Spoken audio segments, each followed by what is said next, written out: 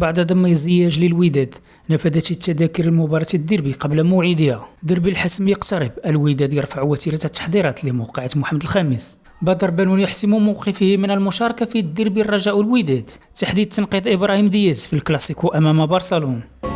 والآن إلى التفاصيل.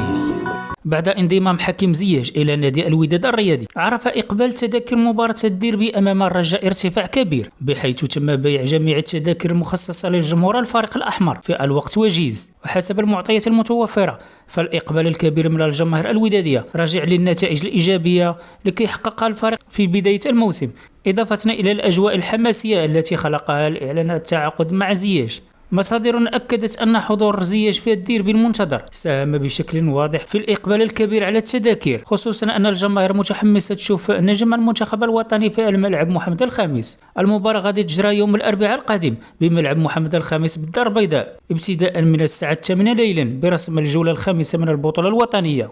الوداد الرياضي كيرفع الإيقاع ديال التحضيرات قبل المواجهة القوية اللي غادي تجمعوا بالرجاء في الديربي الدار البيضاء لحساب الدور الخامس من البطولة الاحترافية إنوي. الفريق الأحمر راجع للتدريب ديالو بعد نهار ديال الراحة عقب التأهل ديالو للدور المجموعات في المسابقة كأس الكونفدرالية إفريقيا بعد الانتصار الكبير على أشانتي كوتوكو الغاني ب5 أهداف مقابل هدف واحد. التحضيرات كتمر في جو من التركيز والجدية، والمدرب كيسعى يجهز اللاعبين باش يكونوا في القمة يوم الأربعاء في الملعب محمد الخامس ابتداء من 8 ديال الليل. المباراة كتجمع الغريمين التقليديين وغادي تكون مواجهة ديال الصدارة باش يبرهن على القوة ديالو في الميدان. ديربي الدار البيضاء ماشي غير مباراة، ولكن فصل جديد في التاريخ الطويل بين الوداد والرجاء.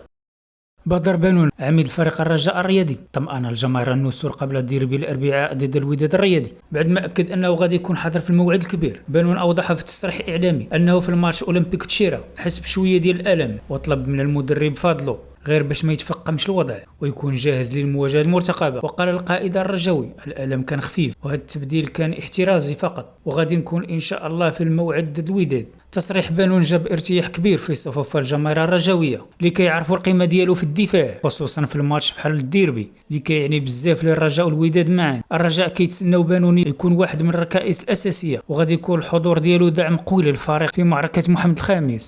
شارك الدولي المغربي إبراهيم دياز في الكلاسيكو اللي دار اليوم بين ريال مدريد وبرشلونة واللي انتهى بفوز الفريق الملكي ب2-1. دياز دخل في الدقيقة 66 من المباراة بعدما قرر المدرب ألونسي يعزز خط الهجوم باش يحافظ الفريق على التقدم ديالو. وخلال الدقائق اللي لعبها قدم إبراهيم دياز أداء طيب وحاول يخلق بعض الخطورة في الجبهة اليمنى، ولكن ما قدرش يساهم في التسجيل. الموقع العالمي سوفا سكور أعطاه التنقيب 6.4 من 10. التقييم كيعكس المشاركة المتوسطة في المباراة كانت قوية من الجانبين. ريال مدريد قدر أخيرا يفك العقدة ديالو في الكلاسيكو بعد ما كان خاسر آخر 4 مواجهات ضد برشلونة، وحقق انتصار مهم بهدفين مقابل هدف واحد سجلهم بابي وبيلينغهام، بينما سجل لوبيز الهدف الواحد لبرشلونة. وبين أن دياز كيبقى عنصر مهم ممكن يعول عليه ألونسي في المباريات الجاية.